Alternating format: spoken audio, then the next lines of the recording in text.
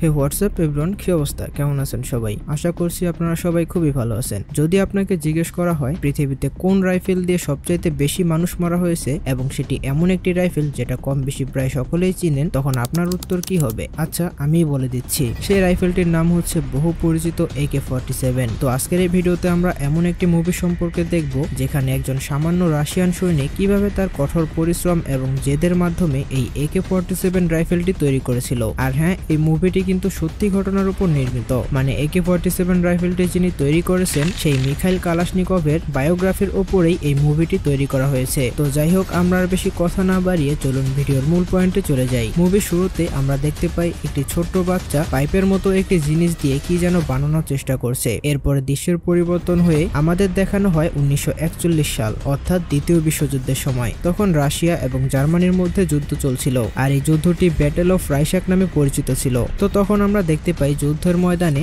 Russia এবং জার্মানির tank একে অপরের মুখোমুখি হয়। তখন জার্মানরা রাশিয়ান ট্যাঙ্কের উপর গোলা বারুদ ফেলতে শুরু করে, আর এতে করে ট্যাঙ্কে বসা 6 জন সেনার মধ্যে 5 জনই মারা যায়। তবে ভাগ্যক্রমে ট্যাঙ্কের যে ড্রাইভার ছিল সে বেঁচে যায়, তবে সে অজ্ঞান হয়ে গিয়েছিল, যার কারণে শত্রুপক্ষরা মনে করেছিল সে মারা গেছে। এরপরে যখন ড্রাইভারের জ্ঞান ফিরে তখন আমরা দেখতে পাই সে একটি হসপিটালের বেডে শুয়ে আছে, আর এই সৈনিকটির নাম হচ্ছে মিখাইল কালাশনিকভ। তো আপনারা বুঝতেই পারছেন ইনি হচ্ছে আজকের গল্পের মূল চরিত্র, যিনি তৈরি করেছিলেন পৃথিবীর সবচেয়ে জনপ্রিয় এবং বহু বিক্রিত রাইফেল AK-47। এরপরে সৈনিকরা কিছুটা সুস্থ হলে তাদের ট্রাকে করে বাড়ি পাঠানো হচ্ছিল, যার মধ্যে কালাশনিকভও ছিল। কিন্তু তখন আমরা দেখি মাঝ রাস্তায় তাদের ট্রাকটি কাদায় আটকে যায়, যার ফলে তারা সেখানে আটকে যায় এবং অনেক চেষ্টা করার পরও তারা কাদা থেকে কোনোভাবেই ট্রাকটি বের করতে পারছিল না। তাই কালাশনিকভ এবং তাদের কমান্ডার সাহায্যের জন্য পাশের একটি গ্রামে যায়। আর যেহেতু এখনো বিভিন্ন জায়গায় জার্মান সৈনিকরা লুকিয়ে আছে, তাই আত্মরক্ষার জন্য কমান্ডার কালাশনিকভকে একটি ছোট্ট বন্দুক দেয় এবং সে নিজের কাছে একটি মেশিন গান রাখে। আর এই মেশিন গানটি একদমই নতুন ছিল, যা দিয়ে এখনো যুদ্ধ করা হয়নি। মানে গানটি রাশিয়ানরা তৈরি করেছিল, তবে সেটি এখনো ট্রায়াল পর্যায়ে রয়েছে। আসলে একটি বন্দুক তৈরি করলে প্রথমে সেটি বিভিন্ন পরীক্ষা নিরীক্ষা হয়, তারপর যুদ্ধে ব্যবহৃত হয়। তো এই গানটি একদমই সেরকম ছিল। তারপরে তারা দুজন একটি বাড়িতে গিয়ে পৌঁছায়, কিন্তু সেখানেই কিছু জার্মান সৈন্যরা লুকিয়েছিল। তাই ওই কমান্ডার তার হাতে থাকা মেশিন গানটি দিয়ে জার্মান সৈন্যগুলোকে মেরে ফেলে। কিন্তু এরপরে পিছন থেকে যখন আরেকজন অস্ত্র নিয়ে আসে তখন কমান্ডারের হাতে থাকা মেশিন গানটি অকেজো হয়ে যায়, মানে সেটা জ্যাম হয়ে যায়। তখন কমান্ডার অনেক চেষ্টা করার পরও মেশিন গানটি চালাতে পারে না। ততক্ষণে ওই জার্মান সৈন্য তাকে গুলি করে দেয়, আর কালাশনিকভ তার হাতে থাকা ছোট্ট বন্দুকটি দিয়ে ওই জার্মান সৈনিককে মেরে ফেলে এবং কমান্ডারকে বাঁচিয়ে নেয়। এরপরে রাস্তায় কালাশনিকভ ওই মেশিন গানটি খুলে বোঝার চেষ্টা করে যে কিভাবে এটি জ্যাম হলো, আর তখন সে দেখে এই মেশিন গানটির ভিতরে পানি ঢুকেছিল, যার কারণে এটি জ্যাম হয়ে গিয়েছিল। তার মানে এই মেশিন গানটি যে কোনো জায়গায় ব্যবহার করা যাবে না, এতে সামান্য একটু পানি ঢুকলেই এটি জ্যাম হয়ে যাবে। এরপরে আমাদের দেখানো হয় একটি ট্রেনে করে সকল সৈনিকদের বাড়ি পাঠানো হচ্ছিল, আর সেই ট্রেনে সকল সৈন্যদের সাথে কালাশনিকভও ছিল। তখন ট্রেনের ভিতরে কালাশনিকভ তার মতো একজন সৈনিকের সাথে গল্পে মেতে ওঠে। তখন সে কথায় কথায় ওই সৈনিককে একটি বন্দুকের ডিজাইন দেখায়, যেটা সে নিজের হাতে তৈরি করেছিল। তখন সে ওই সৈনিককে বলে, আমি এই বন্দুকটি বানাতে চাই এবং আমার বিশ্বাস আমি এই বন্দুকটি একদিন ঠিকই বানাতে পারবো। আসলে ছোটবেলা থেকেই তার এই বন্দুক বানানোর প্রতি একটি বিশেষ আগ্রহ ছিল, আর বিভিন্ন ধরনের বন্দুক বানিয়ে সে নিজেই খেলা করত।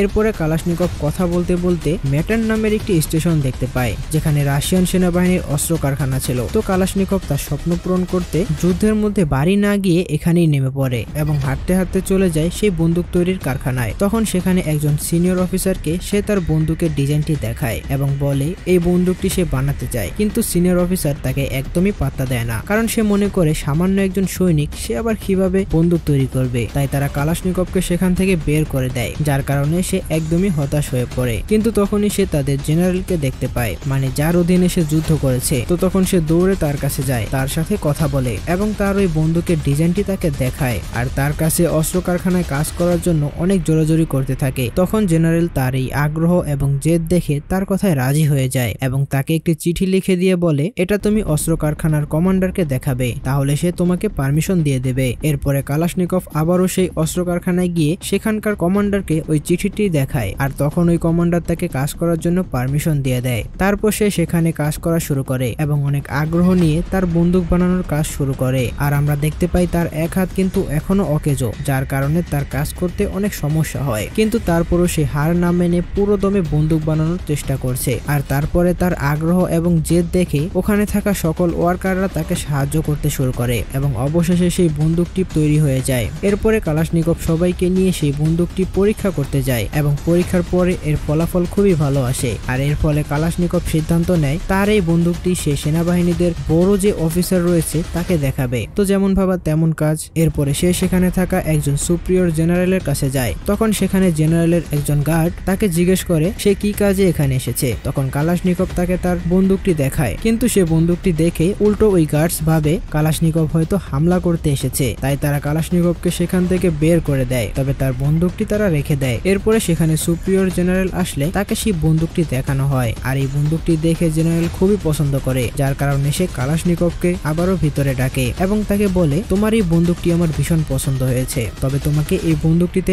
আরো আপডেট করতে হবে এবং এরপরে তুমি অস্ত্র প্রতিযোগিতায় অংশগ্রহণ করবে। আর সে প্রতিযোগিতায় তুমি যদি বিজয়ী হও তাহলে সরকার তোমার এই বন্দুকের ডিজাইন কিনে নিয়ে তা দিয়ে সেনাবাহিনীর প্রোডাকশন করবে। এরপরে কালাশনিকভ মস্কো শহরে পৌঁছায়, কিন্তু যাওয়ার আগে সে বন্দুকটি আরো আপডেট করে, যেমন বন্দুকটি অনেক হালকা এবং শক্তপোক্ত বানায়। আর এর সাথে সাথে তার কিছু স্কেচেরও প্রয়োজন হবে। আর এই স্কেচ মানে হচ্ছে বন্দুকের কি কি পার্টস আলাদা বা কি রকম রয়েছে তারই একটি সিস্টেম, আর এটা পেন্সিল দিয়ে আর্ট করতে হবে। কিন্তু কথা হচ্ছে সে তো আর্ট করতে পারে না, যে স্কেচ তৈরি করবে। তো ওই মুহূর্তে তাকে সাহায্য করার জন্য ক্যাথি নামের একটি মেয়ে এগিয়ে আসে, আর সে আর্টে খুবই দক্ষ এবং প্রফেশনাল। তারপরে তারা দুজন একসাথে কাজ করে এবং কাজ করতে করতে এক পর্যায়ে তারা একে অপরের কাছে চলে আসে এবং তাদের ভিতরে প্রেম হয়ে যায়। এরপরে তারা দুজন মিলে কঠোর পরিশ্রম করে বন্দুকটি আরো বেটার বানানোর চেষ্টা করে। এরপরে দিন গুনতে গুনতে কিছুদিন পরেই সেই অস্ত্র প্রতিযোগিতা চলে আসে। তবে ওই অস্ত্র প্রতিযোগিতায় কালাশনিকভ খুব বাজেভাবে ব্যর্থ হয়, মানে তার বন্দুকটি খুবই বাজে পারফরমেন্স করে, যার কারণে সে প্রতিযোগিতা হেরে যায় এবং এর ফলে সে পুরোপুরি ভেঙে পড়ে। তবে আমরা দেখি এরপরও সে হার না মেনে আবারও সিদ্ধান্ত নেয় সেই অস্ত্র প্রতিযোগিতায় অংশগ্রহণ করবে। এরপরে সে আবারও তার পুরনো অস্ত্র কারখানায় যায় এবং তার বন্দুকটি আরো বেটার বানানোর চেষ্টা করে এবং সেটা তৈরি করার পরে আবারও সেই অস্ত্র প্রতিযোগিতায় অংশগ্রহণ করে। তবে তার ভাগ্য তার সাথে এবারও সহায় হয়নি, মানে সে এবারও প্রতিযোগিতায় হেরে যায়। আর এবার তো তাকে ওই অস্ত্র প্রতিযোগিতা থেকেই বের করে দেওয়া হয় এবং সেই সাথে তাকে বলে এই অস্ত্র প্রতিযোগিতায় অংশগ্রহণ করার মতো কোনো যোগ্যতাই তোমার নেই। আর এর কারণে কালাশনিকভ প্রচন্ড ভেঙে পড়ে এবং সাহস হারিয়ে ফেলে। তবে ওই যে মুভির শুরুতে আমরা বলেছিলাম না তার জেদের কথা, তো তার মনে একটি জেদ থেকেই যায় যে সে একদিন না একদিন প্রতিযোগিতায় জিতবেই। এরপরে সে তার এক বন্ধুর সাথে দেখা করে আর তার বন্ধু তাকে অনেক সাহস দেয়। তখন কালাশনিকভের ছোটবেলার কথা মনে পড়ে, আর তার মনে পড়ে সে ছোটবেলায় কোনো কিছুতে হারলে হার না মেনে আবারও চেষ্টা করত এবং জিত নিয়ে আসতো। তো ওই মুহূর্তে কালাশনিকভের একজন সঙ্গীর প্রয়োজন ছিল যে তাকে সাপোর্ট করবে এবং অনেক সাহস দেবে। এই জন্য সে অনেক ভেবেচিন্তে তার প্রেমিকা মানে ক্যাথির বাড়িতে যায়, আর সেখানে গিয়ে তারা দুজন একে অপরের সাথে ইন্টিমেট হয় এবং তারা সিদ্ধান্ত নেয় তারা সারা জীবন একসাথে থাকবে। এরপরে একদিন হঠাৎ করে ক্যাথির মা আসে কালাশনিকভের সাথে দেখা করতে। তো তারা যখন কথা বলছিল তখন বাইরে কিছু আওয়াজ শোনা যায়। এরপরে তারা যখন জানালা দিয়ে বাইরে দেখে তখন তারা জানতে পারে রাশিয়া এই দ্বিতীয় বিশ্বযুদ্ধ জিতে গিয়েছে। তো এটা শুনে তারা সবাই ভীষণ আনন্দে মেতে ওঠে। কিন্তু অন্যদিকে কালাশনিকভ মনে মনে চিন্তায় পড়ে যায়, কারণ তখন সে ভয় পায় যে যুদ্ধ তো শেষ হয়ে গিয়েছে, এখন তার বন্দুক কে নেবে, আর সরকারই বা কেন এই বন্দুকের প্রোডাকশন করবে। তো এই বিষয় নিয়ে ভাবতে ভাবতে সে কমান্ডারের কাছে যায়। তখন কমান্ডার তাকে বলে যুদ্ধ তো এখনো শেষ হয়নি, সবে তো মাত্র গোলাগুলি শেষ হয়েছে, তবে এরপরও জায়গায় জায়গায় তো গোলাবারুদের যুদ্ধ হতেই পারে, তাই না? আর তাছাড়া আমাদের প্রোটেকশনের জন্য ছোট বড় সব ধরনের বন্দুকেরই প্রয়োজন রয়েছে এবং ভবিষ্যতে আমাদের এ ধরনের আরো অনেক বন্দুকের প্রয়োজন হতে পারে, তাই তুমি তোমার বন্দুকটি আরো উন্নত করার চেষ্টা করো। তো এই কথা শুনে কালাশনিকভ অনেক খুশি হয়ে যায় এবং আরো সাহস সঞ্চয় করে নতুন উদ্যমে তার বন্দুক তৈরির কাজ শুরু করে। তো এরপরে দেখতে দেখতে 5 বছর পেরিয়ে যায় এবং চলে আসে 1986 সাল। আর সে সব মিলিয়ে দীর্ঘ 7 বছর এই বন্দুকের পিছনে শ্রম দিয়েছে এবং এই বন্দুকে অনেক পরিবর্তন এসেছে, অনেক উন্নত হয়েছে। আর সে বন্দুকটি এমন ভাবে তৈরি করেছে যে বন্দুকটি সব মৌসুমেই ব্যবহার করা যাবে, মানে ঠান্ডায়, গরমে কিংবা পানিতে সব জায়গায় ব্যবহার করা যাবে। তাই সে এবার পুরোপুরি কনফিডেন্স। এরপরে সে তার মাকে একটি চিঠি লেখে আর বলে আমি যুদ্ধ থেকে এসেছি কিন্তু বাড়ি ফিরে যাইনি, আর আমি যে পর্যন্ত অস্ত্র প্রতিযোগিতায় জিততে না পারবো ততদিন বাড়ি ফিরবো না। আর এইদিকে আমরা দেখতে পাই কালাশনিকভের বন্দুক AK-47 এর লুকে চলে এসেছে। আর তারপরে সে তার বন্ধুদের নিয়ে ওই বন্দুকটি টেস্ট করতে টেস্টিং স্পেসে যায়, কিন্তু সে সামান্য একজন সৈনিক বলে তাকে সেখানে ঢুকতে দেয় না। আর তাই সে বাইরে একটি বালি ভর্তি টিনের ড্রামে টেস্ট করতে শুরু করে, কিন্তু তখন গুলির শব্দ শুনে সেখানে অন্য সব অফিসাররা চলে আসে আর কালাশনিকভকে সেখান থেকে তুলে নিয়ে যাওয়া হয়। আর এর কারণ হলো সেই জায়গাটি রেস্ট্রিক্টেড এরিয়া ছিল এবং সেখানে গুলি করা একদমই নিষেধ ছিল। আর এরপরে আমরা টিনের ড্রামটি দেখি যেখানে বন্দুকের গুলি একদম পারফেক্ট নিশানায় পড়েছিল। তার মানে এই বন্দুকটি এখন পুরোপুরি AK-47 হয়ে গিয়েছে। তো এই খবরটি সেখানে একজন জেনারেলের কানে যায় যে তার কোনো এক সৈনিক সেখানে বন্দুক টেস্ট করেছে। তাই সে কালাশনিকভকে তার বন্দুক সহ সেখানে ডাকে এবং কালাশনিকভ তার বন্দুকের দিকে না তাকিয়ে পুরো বন্দুকটি খুলে ফেলে। তো তার কাছে এই বন্দুক এখন না দেখে খুলে ফেলা কোনো ব্যাপারই না, কারণ সে এই বন্দুক নিয়ে কাজ করতে করতে একদম এক্সপার্ট হয়ে গিয়েছে। তো এটা দেখে ওই জেনারেল তাকে এবং তার বন্দুককে খুবই পছন্দ করে। আর এর পরের দিন কালাশনিকভ তার বন্দুক নিয়ে অস্ত্র প্রতিযোগিতায় যায় আর সে প্রতিযোগিতায় আরো বড় বড় দুটি কোম্পানি তাদের সব থেকে বেটার বন্দুক নিয়ে এসেছিল। তো এই প্রতিযোগিতার নিয়ম হলো এখানে 3টি রাউন্ড হবে। প্রথমটি হলো পানিতে চোবানো হবে, এরপর দ্বিতীয়টি হলো বন্দুকটি পুরো বালি দিয়ে মাখানো হবে, আর সর্বশেষ মানে তৃতীয় রাউন্ডে বন্দুক না থামিয়ে একটানা গুলি করতে হবে যতক্ষণ না পর্যন্ত বন্দুকের গুলি শেষ না হয়। তো এরপরে বাকি যেই 2 কোম্পানি ছিল তাদের বন্দুক পানি এবং বালিতে ডুবানো হয়, কিন্তু সেটা যখন গুলি করা শুরু করে তখন আমরা দেখি সেটা জ্যাম হয়ে যায়, মানে সেটা থেমে যায়। কিন্তু এরপরে যখন AK-47 এর পালা আসে তখন আমরা দেখি এটা খুব ভালোভাবে কাজ করছে আর এটা বালি পানি কোনো জায়গাতেই থামে না এবং এরপরে এটা বন্দুকের গুলি না থেমে একেবারে শেষ করে দেয়। আর এতে কোনো জ্যাম হয়নি বা বন্দুকটি থেমে যায়নি। আর এটা দেখে কালাশনিকভ প্রচুর খুশি হয়, কারণ এতদিনে তার পরিশ্রম সফল হয়েছে।